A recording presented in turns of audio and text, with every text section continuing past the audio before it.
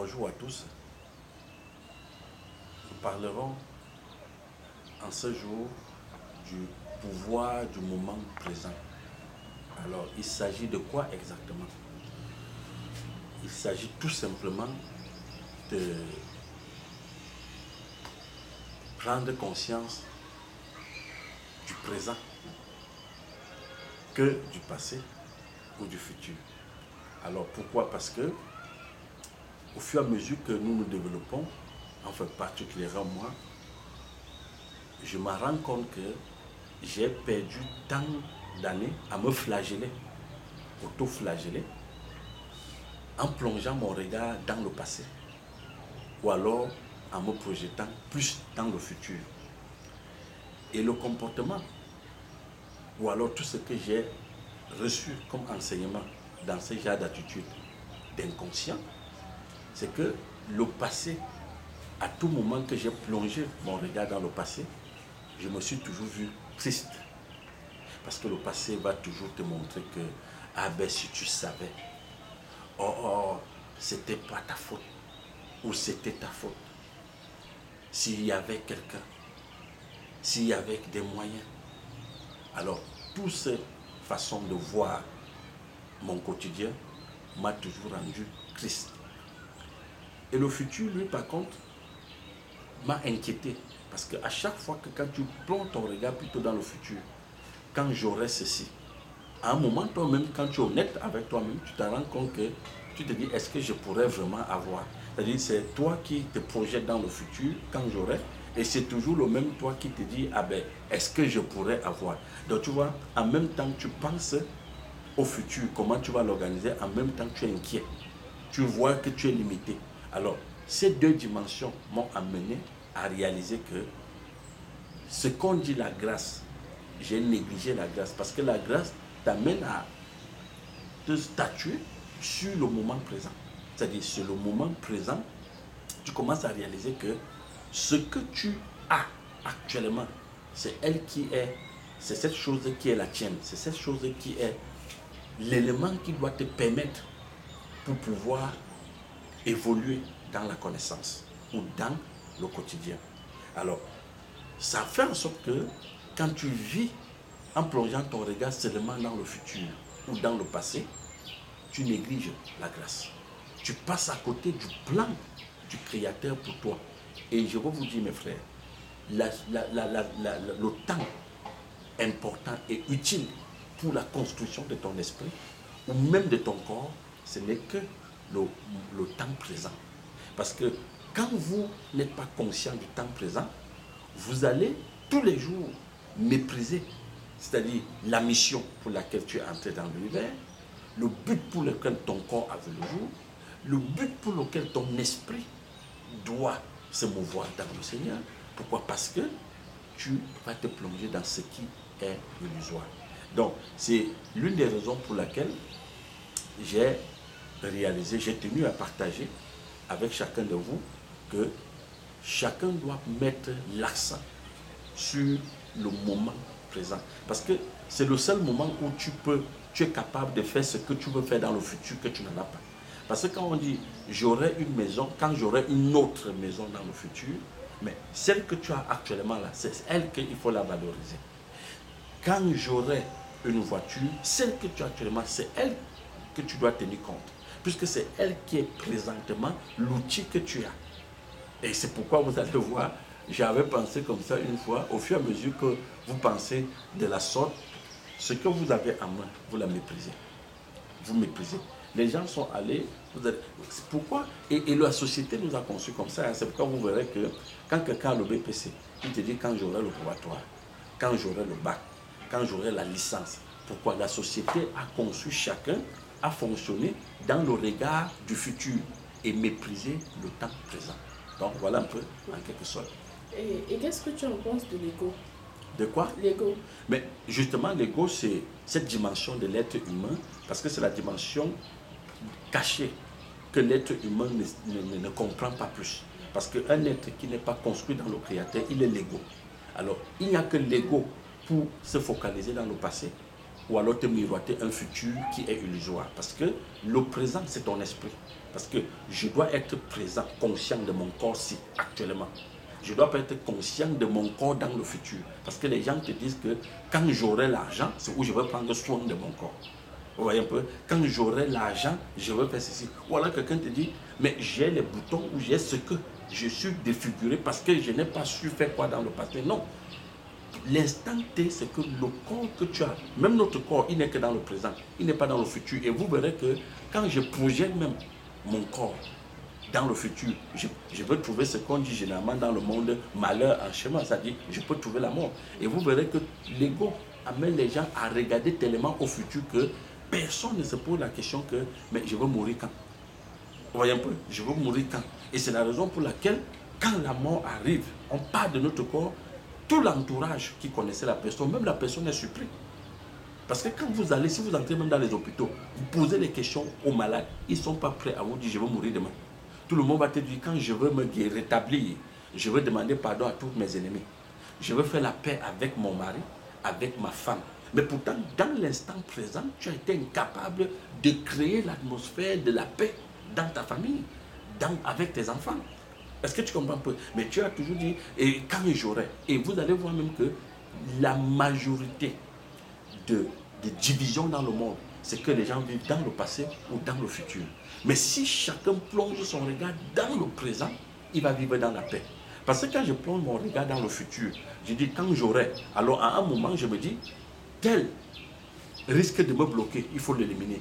Ou parfois quand je retourne dans le passé, je dis, si je suis ce que je suis aujourd'hui, c'est parce que tel ne m'a pas aidé. Est-ce que vous voyez un peu? C'est parce qu'on ne m'a pas envoyé à l'école. C'est parce que je n'ai pas pu trouver l'emploi. Et j'accuse qui? Je vais accuser la société, je vais accuser un monsieur X, je vais accuser Dieu lui-même à la fin, que non, dans tout mon quotidien, il n'a pas pu m'aider à arriver où je devais arriver. Mais en aucun des jours, tu ne verras l'ego parler du moment présent. Parce que pour l'ego, le moment présent, c'est la partie même qu'il faut cacher à l'être humain. Et c'est la raison pour laquelle tu vois dans les Écritures, le Christ dit, il dit, ne vous inquiétez de rien. Ne vous inquiétez pas du lendemain. Ne vous inquiétez pas de comment vous allez vous vêtir, de ce que vous allez manger. Il dit, si tu as un habit maintenant, c'est très important. Parce que le lendemain, il dit, laisse le lendemain s'inquiéter de lui-même. Parce que le Christ c'est que le futur dans lequel l'ego te plonge là, ça va t'amener dans la tristesse. Le passé dans lequel l'ego te plonge là, ça t'amène dans l'inquiétude. Parce que tu deviens un être incertain. Tu te dis, c'est pourquoi on dit que vous voyez les gens, ils sont comme le vent. Tu vois, c'est-à-dire il ne sait pas où il va reposer sa tête. Donc c'est un peu ça. Ça veut dire que pour ceux qui ont la compréhension du présent, ils ne doivent pas projeter le futur, ils ne doivent pas avoir des projets ou bien... Non, ça ne veut justement pas dire qu'on ne peut pas avoir des projets, n'est-ce pas? Mais le problème c'est que le projet ne peut se voir réalisé que si tu as déjà pris conscience du présent.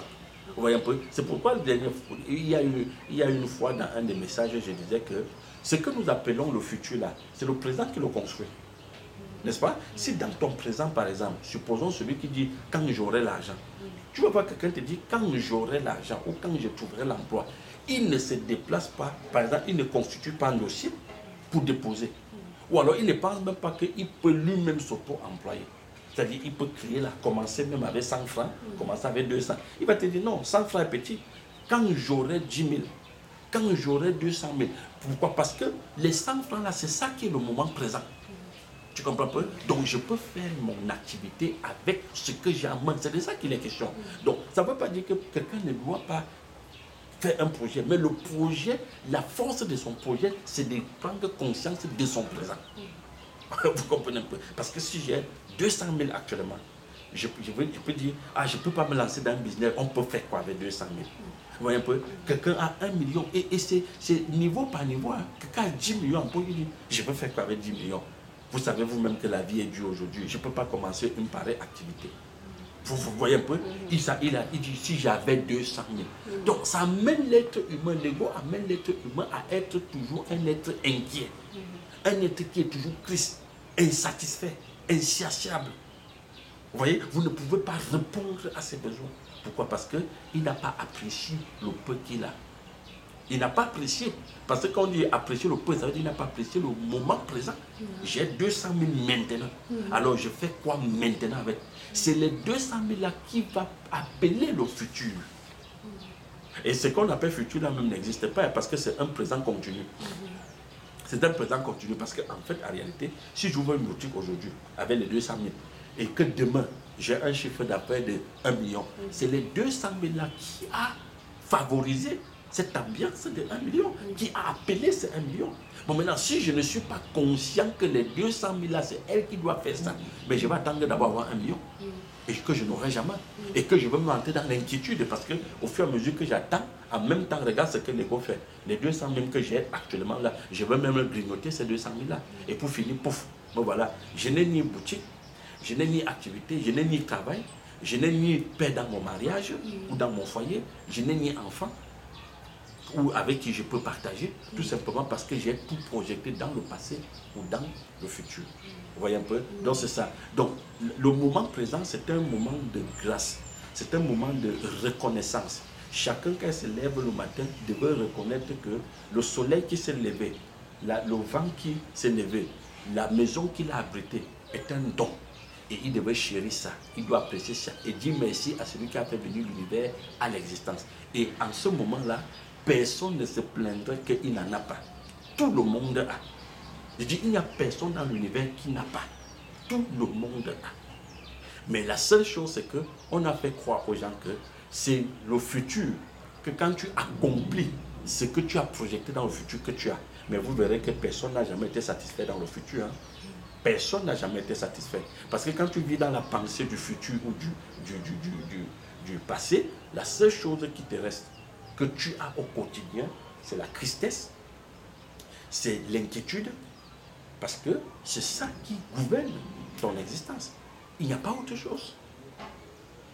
Quelqu'un disait que l'humain prend conscience du fait qu'il était manipulé par l'ego seulement sur son lit de mort.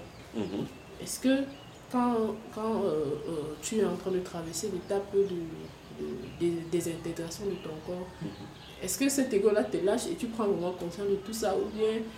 Parfois, je ne pense pas que l'ego peut lâcher quelqu'un parce que de toutes les façons, la désintégration n'est pas... la désintégration n'est pas une connexion avec le divin. N'est-ce pas? On prend conscience quand le divin s'est établi là, s'est construit là.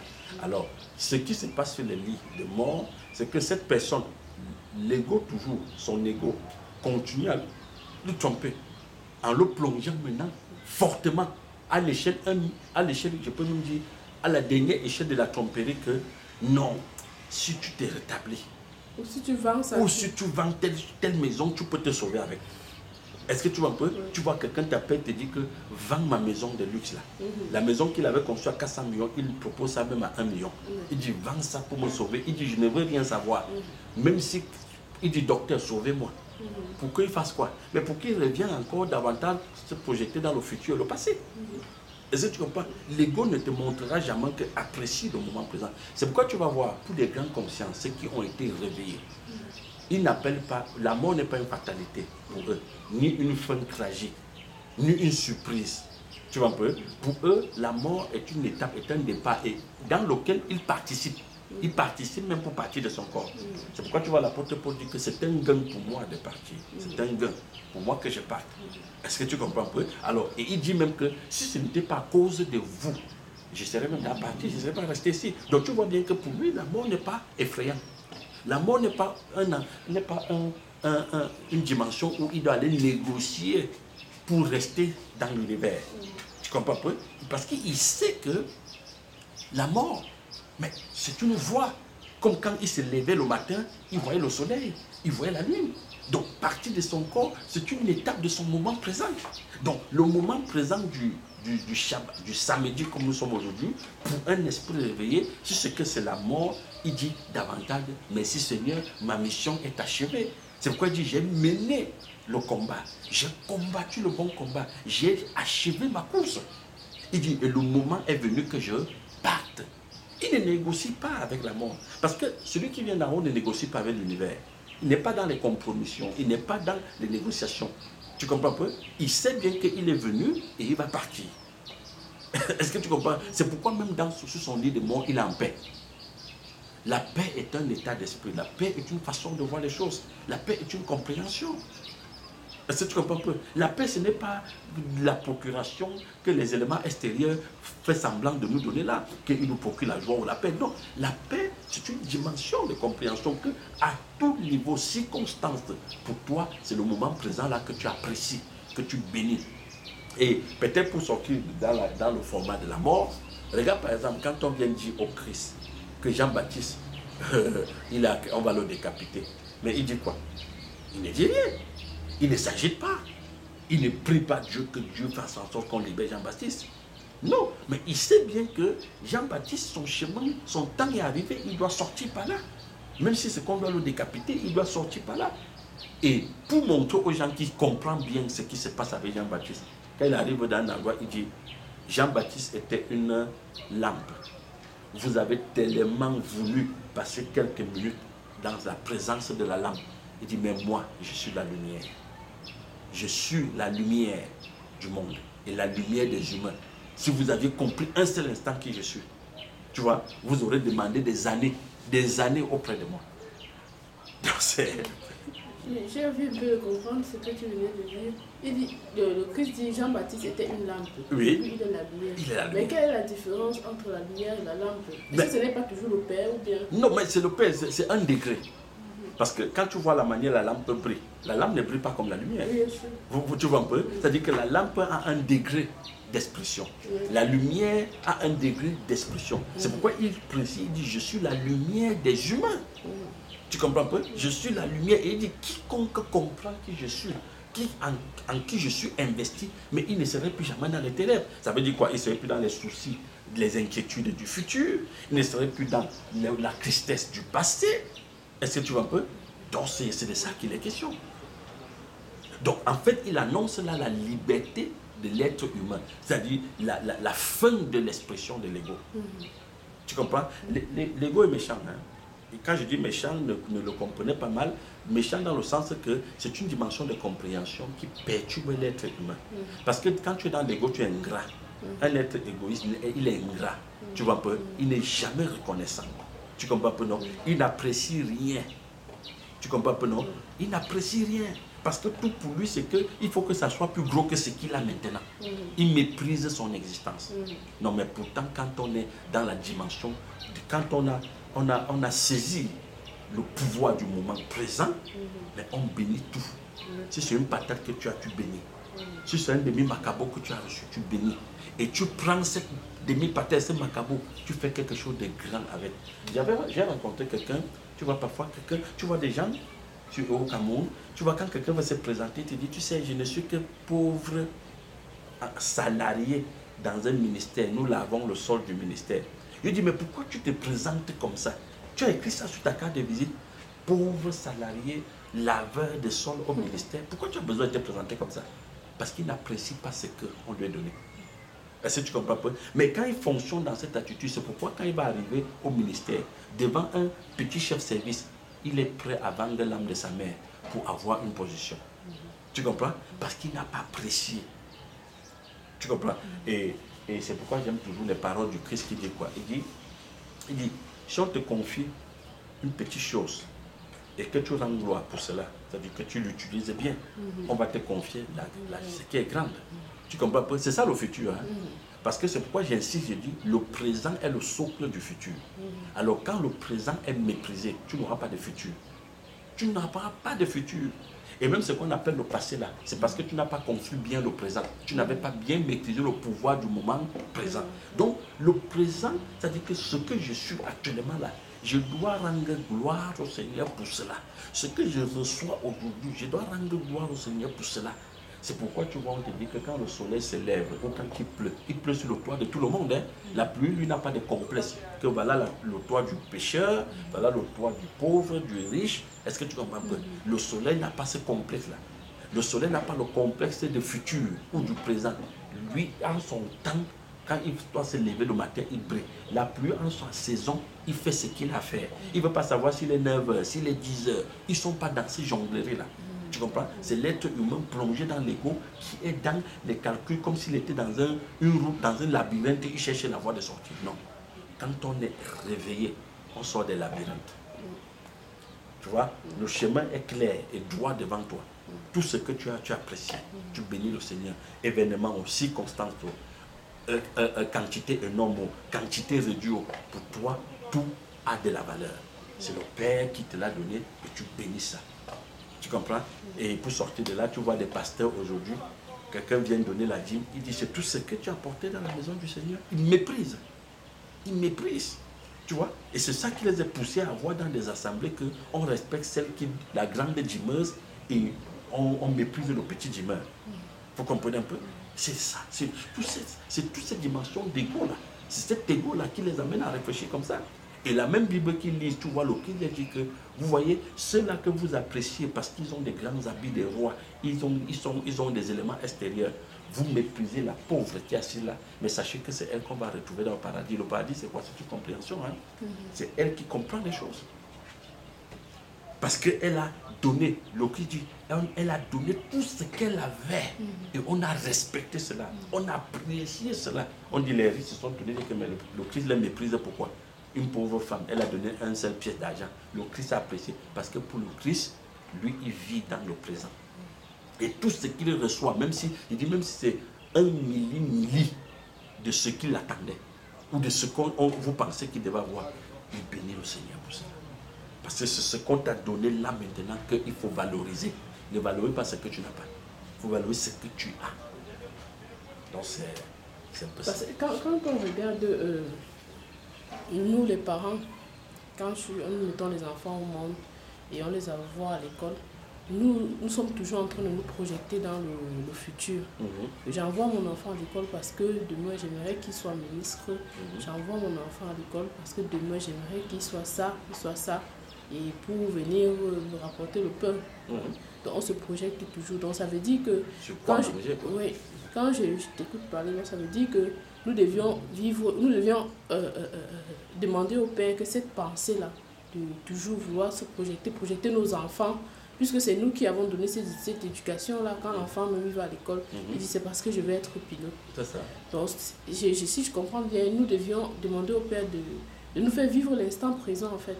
Et ne plus trop se projeter. Exactement, de toutes les façons, ce qu'on a même. Je disais ce matin dans la prière au Seigneur que je ne te demande pas, Seigneur, parce que je priais pour une dame, n'est-ce pas? Alors, parce qu'elle m'appelait qu'elle est dans des difficultés. Je dis, je ne te demande pas de faire de ceci pour X ou Y. Tu comprends pas? Mais ce que je te demande, Seigneur, c'est que tu lui accordes ta miséricorde en t'investissant en elle. Pour que quand elle ouvre la bouche, c'est toi qui parles. Quand elle regarde, c'est toi qui regardes. Quand elle pense, c'est toi qui penses. Quand elle se déplace, c'est toi qui se déplace. Parce que généralement, à l'époque, nous avions fait des prières, on disait, Seigneur, couvre-moi de ton feu. Mais entre-temps, son feu, mais lui-même, il n'est pas couvert, il n'est pas là. Mais on te dit, l'Éternel répond par le feu. Il est le feu. Le feu d'Israël. Donc l'Éternel des armées, c'est lui qui doit se construire en toi. Si c'est lui qui est en toi, ça veut dire que tout le feu est là. Parce que quand on dit, il est le feu, il est la pluie, il est ceci, l'Éternel est tout. Donc, en réalité, ce qu'on doit demander au Seigneur, c'est qu'il donne à nos enfants une portion de lui-même. Qu'il donne cette dimension de compréhension qu'il a prévue pour nos enfants, qu'il dépose ça en eux. Maintenant, comme on parlait de projets, est-ce qu'il ne faut pas qu'on fasse des projets pour le futur? C'est-à-dire, si l'Éternel juge utiliser ce corps pour piloter, c'est l'Éternel qui va. C'est le corps, hein? L'Éternel utilise le corps. Et comme je le dis, je le répète, le corps, si lui ne vit pas dans le futur, hein, lui vit dans le présent. Mais si vous voulez confirmer le corps, faites l'expérience. Faites l'expérience, c'est quoi? C'est que prends ton corps si maintenant, ne lave pas, ne le nourris pas, tu vas voir, il va prendre une forme. Le corps va se dégrader, comme il va se dégrader. Ne fais pas au corps ce que tu fais maintenant. Tu vas voir la forme que le corps va prendre. Le corps, lui, ne vit pas dans vos futurs, il ne vit pas dans le présent. Lui, il vit dans le moment présent. Il vit là dans l'instant T. Même quand on dit que l'esprit s'est séparé de lui et qu'on va le mettre dans le cercueil, mais le corps, lui, n'a pas de problème de cercueil. Hein. Pour lui, c'est le moment présent. C'est-à-dire que ce temps-ci, dans le cercueil, c'est qu'il doit peut être sur un lit, assis dans une voiture, ou dans une maison, ou dans un restaurant, ou dans un bureau. Maintenant, l'instant présent, c'est qu'il doit être dans le cercueil. Et vous avez vu un corps qui jusqu'à d'entrer dans le cercueil? Il entre aisément. Mais regardez quand l'être humain a encore son esprit. Quand il voit le cercueil, il fuit. Il fuit. Mais pourtant, ce n'est pas là qu'il va entrer.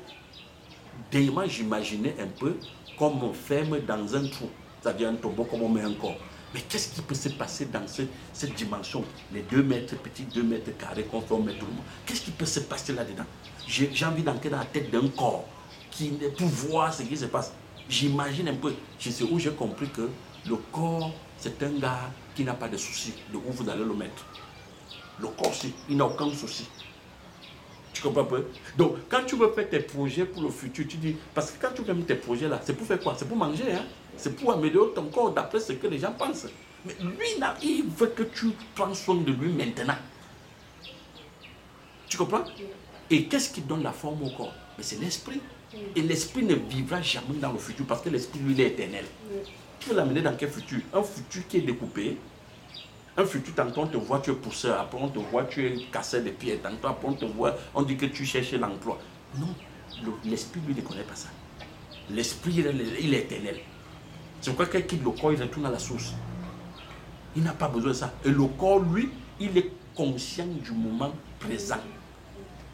Si c'est un cercueil, que si c'est le temps présent pour lui, il entre. C'est pourquoi vous voyez les gens meurent en mer, les gens meurent dans les crashs d'avion. Mais tu vois, le corps n'a pas de problème. Hein. C'est nous qui venons, on produit le corps, c'est déchiqueté. Mais le corps, lui, il est là, il ne pleure pas, il ne se prend pas la tête, il est là, il te regarde. Ça veut dire que c'est comme une maison en location. Le corps? Oui. Oui, le corps, il abrite l'esprit. Et si l'esprit sort là, lui, il n'a aucun problème. C'est l'esprit qui lui dit, allons en Gaoundéré, allons. Lui, il n'a aucun problème. Hein. Il n'a aucun problème. Et c'est la raison pour laquelle j'insiste que si vous comprenez les choses dans cette dimension, vous allez entrer dans les prières d'action de grâce. Il faut toujours remercier le Très-Haut pour le moment présent, pour ce jour-ci. Ne cherche pas à le remercier quand tu auras ton diplôme, quand tu auras l'argent que tu attends. Non, il faut toujours le remercier. Même quand tu n'as pas cet argent, remercie-le parce que le fait même que tu n'as pas l'argent, il t'a épargné de beaucoup de choses. Est-ce que tu comprends un peu? C'est pourquoi on dit c'est lui qui est la nourriture, le socle, le pilier de notre être. C'est le Seigneur. Et quand le Seigneur construit là, le Seigneur ne vit pas dans le passé, lui ne vit pas dans le futur, parce que lui il est dans le présent continu. On dit il est éternel. Avant que toi et moi ne soient, lui il était déjà. Mais tu vas l'emmener dans quel passé? Lui ne connaît pas le passé. C'est un être sociétal qui est construit dans le présent et le futur, dans le passé et le futur. Pour qu'il passe toute son existence à s'inquiéter parce qu'il regarde dans le futur, ou alors à être triste parce qu'il regarde dans le passé. Il se flagelle, j'ai commis trop d'erreurs. Oh, si j'avais su, j'ai dépensé beaucoup, j'ai perdu beaucoup. Est-ce que tu comprends?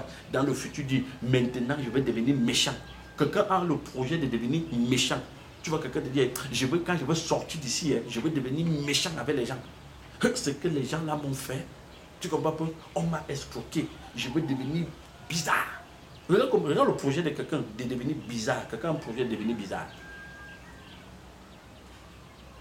Tu vois ça? Pourquoi? Parce qu'il n'a pas compris que ce qui s'est passé le maintenant, ce projet dans le futur, il va devenir. Il conjugue qu'il va devenir. Mais il ne sait pas que le présent là, c'est une façon de le construire pour qu'il bénisse le présent.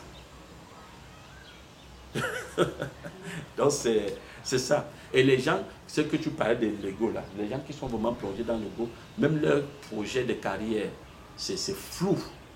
C'est flou. Ce n'est que de la méchanceté, de l'ivrognerie. Tu comprends un peu? Ce n'est que comment je veux dire, de la saleté. Le futur ne peut pas être clair pour lui parce qu'il est flou. Quelqu'un qui doit, dans le futur, qui doit voir clair, il voit ça dans le présent. Parce que c'est dans le présent qu'on construit demain. Oui, qu'on construit demain. Quand les gens fêtent leurs anniversaires là, tu ne vois pas qu'il dit que mon anniversaire serait dans tel jour, il commence à préparer. Quand quelqu'un dit va te marier, il commence à préparer ça. On dit même aux femmes qu'il faut appeler vos maris, il faut appeler vos femmes. C'est le présent qui importe. C'est le présent qui importe. C'est dans ce présent que tu construis tout. Donc quand tu te lèves le matin là, tout ce que tu veux là, rends gloire au Père pour ce jour-ci, pour ce jour qui t'a permis de voir. Parce que le demain que tu veux penser que c'est là-dedans que tu auras là, tu peux arriver ce jour-là, tu ne vois même pas ce jour. Le corps, lui, il est là dans le cercueil. Ouais. Donc, c'est de ça qu'il est question. Voilà un peu pourquoi je disais que, franchement, nous devions réaliser à quel point le moment présent a un pouvoir. Donc, nous parlons là du pouvoir du moment présent. Très important. Il ne faut jamais négliger ça. Et là, tu entres dans les prières d'action de grâce. Seigneur, je te loue parce que, franchement, que ce soit dans la nuit, que ce soit ce matin, tu as toujours été là. Et c'est par ta grâce que je vois ces jours bénis. S'il pleut, parce que tu as béni la journée. S'il fait chaud, c'est parce que tu as béni la journée. S'il n'y a pas, la patate dans la marmite, c'est parce que tu as béni la marmite. S'il y a la patate, tu as béni la marmite. Tu vas demeurer dans la journée. C'est ça. Donc, merci à tous pour ce moment. Et je dis aussi merci à nos auditeurs qui nous parlent parfois en aparté. Et nous restons toujours ouverts. Alors, bonne journée à tous.